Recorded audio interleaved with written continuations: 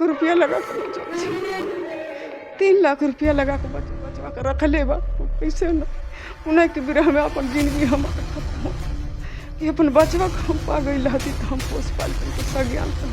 वो हिंदू लड़की या हिंदू महिलाओं को तो पहले फंसाते हैं और फिर हंसता खेलता परिवार जो है उसको बर्बाद करके चले जाते हैं। और फिर कभी साक्षी जैसी कभी तमाम उन लड़कियों जैसी घटना का शिकार बेटा नहीं है, वो मुस्लिम युवक नहीं है, नालायक कहीं न कहीं वो लड़की भी है जो इतने हंसते खेलते परिवार को छोड़ के चली जाती है। एक बार सोचे किस प्रकार से हमारे देश में लगातार महिलाएं लव जिहाद जैसे मामलों का शिकार हो, पति पत्नी और वो अक्सर जब भी किसी एक अच्छे हंसते खेलते परिवार में जब तीसरे मेंबर की एंट्री होती है तो कहीं न कहीं या तो परिवार टूट जाता है या सारा परिवार ही बर्बाद हो जाता है। कुछ इसी प्रकार की घटना आज कप्तानगंज से देखने को मिल रही है, जहां संभवतः लव जिहाद जैसे मामले भी बताए जा रहे हैं। आइए क्या कुछ मामला है इन्हीं से जानते हैं। क्या नाम पड़ेगा आपका? मेरा नाम प्रदीप साहनी है। प्रदीप साहनी जी कहाँ के रहने वाले हैं? मैं बेलोनिया का रहने वाला हूँ। बेलोनिया कौन सा थाना पड़ता है? ये कप्तानगंज थाने का। कप्तानगंज थाना कुशीनगर जनपद से है। जी। क्या कुछ मामला है आपका? अरे मामला यही है कि हमारे गांव के एक लड़के जिसका नाम है रुस्तम अली, वो हमारे पत्नी और 7 माह के बच्चे को किसी तरह से बहला फुसला करके अपने साथ भगा ले गया है, लेकिन अभी तक उसका कहीं पता नहीं चल रहा है। अच्छा, क्या कुछ प्रशासन की तरफ से कुछ मदद कुछ मुहैया हो आपको हो पाई या नहीं हो पाई?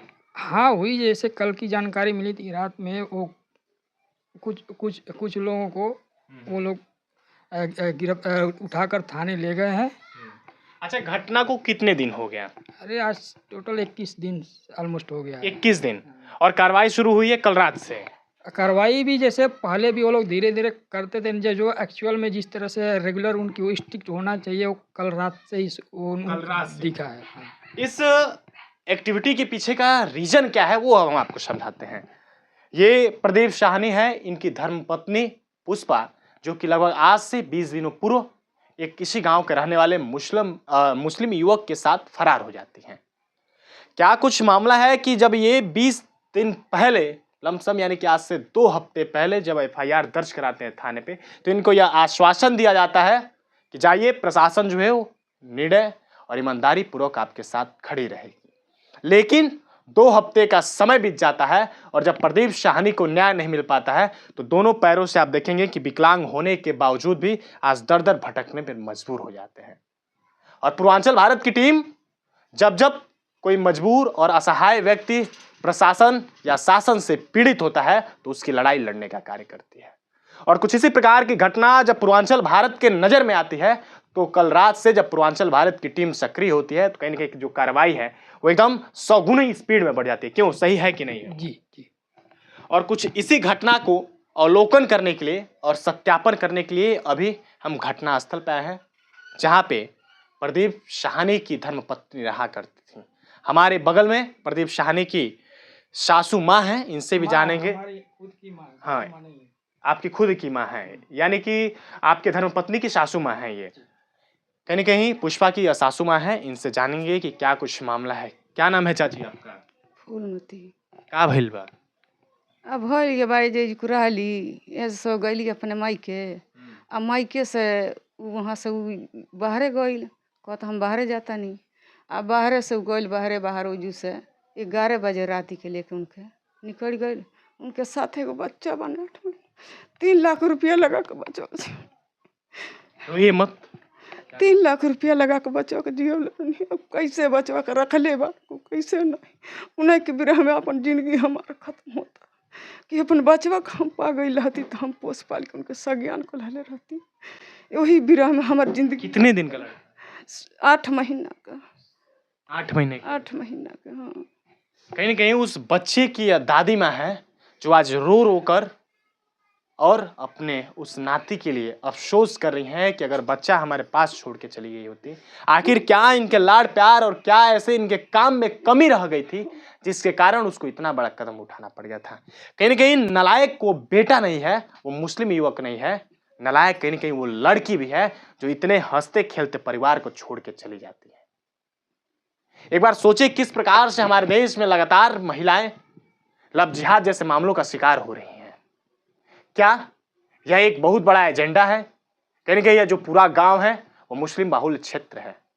फिर से एक बार और अब दोहराना चाहूंगा, क्योंकि जब हमने इस पूरे गांव का निरीक्षण किया तो उस दौरान पाया कि जो पूरा गांव है लगभग 60 से 70% मुस्लिमों का इलाका है और इसमें कुछ चंद परिवार हिंदू लोगों का है। कितनी परिवार है हिंदू संप्रदाय के? ये हिंदू बहुत बड़ा, तीनिए घर बने, 3 ही घर हैं। तीनिए घर हैं, 3 घर से अब तीनिए घर हैं। हाँ। हाँ, मुस्लिम सोचिए, यानी कि मैं अभी 60 से 70% बात करता, लेकिन यहाँ पे तो 95% पूरे मुस्लिम हैं।